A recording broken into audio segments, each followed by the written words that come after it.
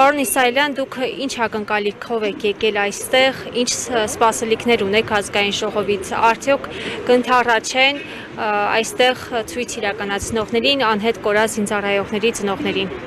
Նայեք, մենք եկել ենք պահանջելու իրենց վերցրած պատասխանատվությունը, որ 20 թվից պատերազմից հետո ձևակերպել այդ քննիչ հանձնաժողովը, որ մենք որպես պահանջատեր եկել ենք, որ դա հանրայնացնեն իրենց բռնած, իրենց ձևակերպած գործի պատասխանը։ Այդ մարդիկ սաղ իրենց կյանքում, իրենց ղեկավարման ընթացքում ոչ մի պատասխանատվություն չեն կրում մինչև վերջ, կամ էլ եթե կրում են, դա ձախողվում է։ Հիմա այսօրվա իրավիճակում այդ 6 տարվա մեջ այդ ինչ աշխատանքներ բան եք արել, անհետ կորած ծնողների հետ կապված այդ բանակցությունների ընթացքում, Արցախի կործանման, դավաճանների, այդ հանցագործների բացահայտման գործողությունը վերցրել եք դուք ձեր վրա։ Այսօր մենք պահանջատեր ենք, ասում եք բացահայտեք, հանրայնացրեք։ Հիմա սրանք այդ ընթացքում մեկը մյուսի վրա է գցում, մեկը մյուսի վրա է ուղղում այդ բաները, պատասխանատվության ինչ որ բաներ, ու դրա հիման վրա մենք ասել ենք, դե ուրեմն ազգային ժողովի դահլիճը տրամադրեք, բոլոր շահագրգռված կողմերը գանք դեղ, դուք էլ, մնացածն էլ, մենք էլ միասին ու իրար երես առ երես հարցի պատասխանները տանք։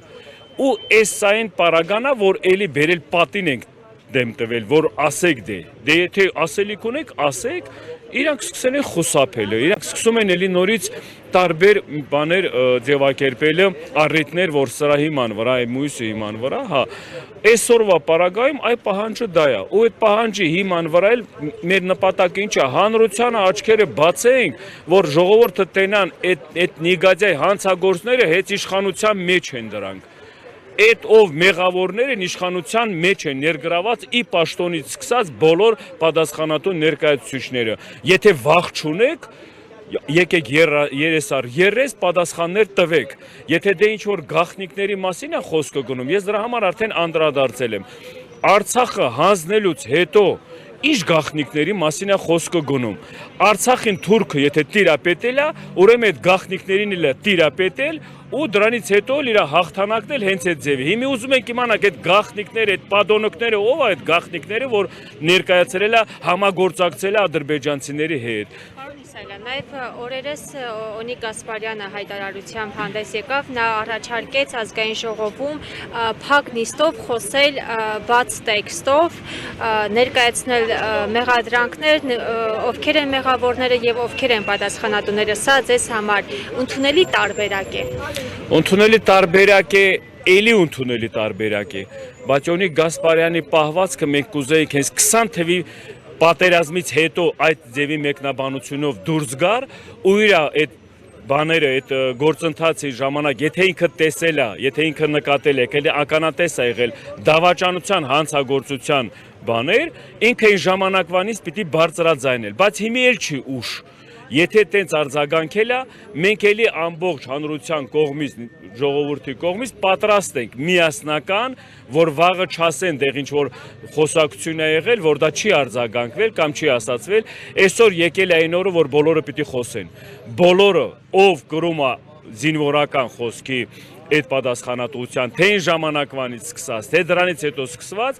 եթե ունեն ասելիք, պիտի այսօր ասեն իրենք դրա մասին, որովհետև այսօր վտանգված է մայր Հայաստանը, Արցախից հետո այսօր վտանգված է հայ ժողովուրդ, հայ ազգը, պետականությունն է վտանգված, ասելիք ունեք, եկեք այսօր ասելիք, եթե այսօր էլ լռեք կամ էլ խոսեք մենակ խոսելու համար, ոչ քայլեր անելու համար, ուրեմն նորից եմ ասում, ամեն մի մարդ, ով այդ ժամանակահատվածում պատասխանատվություն է կրել, ինքը էլի դառնում է համար մեկ պատասխանատու բոլոր այդ մեղադրանքների, բոլոր այդ մեղավորության բանի շրջանակում։ Պարոն Իսրայելյանից հետաքրքիր է, դուք ներկայացնում եք Արցախի ժողովրդին, թե դուք ձեր ուղղակի որպես անձ։ Ես պատասխան եմ, որ հակասություններ կամ ինչ որ քննադատություններ չլինի, առաջերտին ես որպես արցախցի եմ ներկայացնում իմ իրավունքների, իմ Արցախի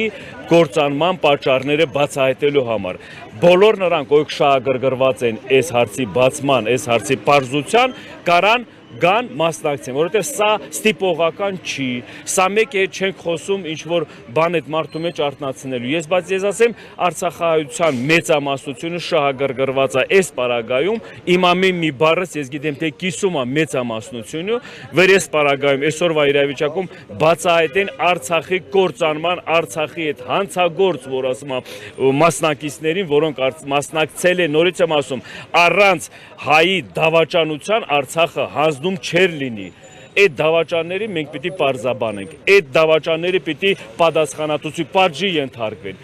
Այսօր վայրաճեկում ունենք բոլոր հնարավորությունը, թե հանրային ճնշման ձևակերպումով, թե ընդհանուր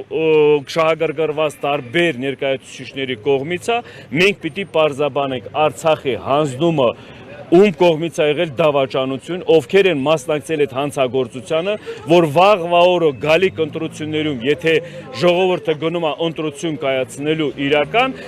որ ինքը հասկանա, որ նորից էլի դավաճանին չընտրենք, նորից էլի մեր գլխին փորձանք ու աղետ չբերեն։ Պարոն Իսրայելյան, բայց եթե դուք ասում եք մենք Արցախի հանձնման գործում տեսնենք եւ իմանանք եւ ճշմարտացի է եւ արդար պահանջ է, որպեսզի իմանանք դավաճանները ով են, բայց նաև նշում եք ընտրություններից հետո չգնալ նորից ընտրել։ Եթե Արցախի թեման փակվում է, երեք Փաշինյանը հայտարարեց, որ սահմանադրությունից հանվելու է անկախության հռչակագիրը եւ վերջ Արցախի հարցը փակվելու է։ Դուք ո՞նց եք կարծում ընտրություններից հետո այս հարցի նորից վերհանումը կամ ակտուալությունը կպահպանվի։ Եկեք sense մի հատ բան արձանագրենք։ Նիկոլ Փաշինյանը ինքնագլուխ միանձյա ոչ մի իրավունք չունի Արցախի հարցը փակելու։ Դա Նիկոլ Փաշինյանի դիրքորոշումն է, Նիկոլ Փաշինյանի դիրքորոշումն էլ մեկ այսօրվա իրավիճակում տեսնում ենք, որ ամեն ինչ գալիս է թուրք-ադրբեջանական, նիկոլական երրագլուխ այդ բանի հիման վրա որոշումներին։ Նիկոլ Փաշինյանը ոչ Արցախի ազատագրման է մասնակցել, ոչ Արցախի ինքնորոշված ժողովրդի տեղը կարա պատասխան տա։ Նիկոլ Փաշինյանը այսօր որ իրան վերապահում է, այդ ձևի բարեր, այդ ձևի պատասխանատվություն, այդ ձևի մտքեր ձևակերպելու, ես Արցախի ժողովրդի կողմից նորից եմ ասում ընդհանուր ղալաթանում Նիկոլ Փաշինյանը իր ձևակերպումը, որ ինքը իրավունք չունի, նորից եմ ասում Արցախի ժողովրդի անունից կամ իրավունքից խոսի։ Կարողացել ես պահպանել Արցախը հայկական, չէ, ուրեմն իրավունք չունես։ Կարողացել ես Արցախի ժողովրդի շահերը պահպանես, չէ, ուրեմն իրավունք չունես։ Կարողացել ես հետագայում այդ հարցը գոնե այս իրավիճակում թողնել, որ ինքը միշտ առաջնային, ոչ, ուրեմն ինքը իրավունք չունի Արցախի մասին խոսելու, Արցախի ժողովրդի մասին խոսելու ու վաղվա Արցախի ապագան էլ որոշելու, թե ինքը ինչ ձևակերպումով հարցի լուծումը ոնց ալնելու, այդ ուժը իր գործի չի։ Դրա համար մենք հորդորում ենք, մենք նորից է կոչ անում ներկա իշխանության բոլոր ղեկավարները, ովքեր բերանը բացում են Արցախի մասին խոսալուց, 1000 անգամ մտածեն, հետո ձևակերպեն միտքը, որովհետև դա ձեր անկարողության հիման վրա է եղել, որ Արցախը այսօր հայաթափված է։ Դա ձեր անպիտանի, անպատասխանատու որոշումների հիման վրա է եղել, որ այսօր Արցախը թուրքերի տերապետության տակ է։ Դուք այդ դրա պատասխանը այդ խոստումներով են եկել ապրեք, հարցը, այո, ուրեմն ինչու ժողովուրդը չպահանջեց, դուրս չեկավ փողոց եւ ընդհանրապես պահանջատեր լիներ ասել, որ ձեր ծրագրում ներկայացված է 21 թվականին այնտեղ խոսվում էր անգամ Շուշիի, Հադրութի մասին։ Այո, դեօկուպացիայի մասին, Արցախի ժողովրդի իրավունքի մասին նորից էլի բարձր կարևորացնելով Արցախը այսօրվա իրավիճակում, որ պիտի լիներ հայկական այդ բոլոր բովանդակային, խորքային բովանդակային իմաստով ունեցող մտքերը, ինքը դա օգտագործել է վերընտրվելու համար, մենք այսօր գալիս ենք դրա համոզմունքի։ Ինքը դա արել է վերընտրվելու համար։ Այսօր խի չի խոսում Արցախի ձեր ասած դեօկուպացիայի մասին։ Այսօր խի է խոսում պատերազմի մասին կամ խաղաղության մասին։ Այն ժամանակահատվածում ինքը օգտագործել է այդ մանիպուլյացիան, այդ սպեկուլյանտ մանիպուլյացիա խոսույթը, հիմի այդ հարցի լուծումը արդեն որ տվել է ոնց որ իրանք են պայմանավորվել թուրքերի հետ, որովհետև դա առանց պայմանավորվածության քայլ առ քայլ այս ձևի չէր գնա։ 4 պատերազմի ընթացքում 4 պատերազմ ա եղել, 4 պատերազմի ընթացքում ղեկավարությունը ոնց կարա պարտություն կրի։ Մեկում հասկացանք, երկրորդում սխալները կարան ուղղեին էլի պարտություն չունել։ Երրորդում, չորրորդում 4 պատերազմի ընթացքում ով կարա ինձ ասի, ինչի հետ է պայմանավորված, որ միշտ պարտություն են կրել։ Դա պարտություն չի, դա պայմանավորված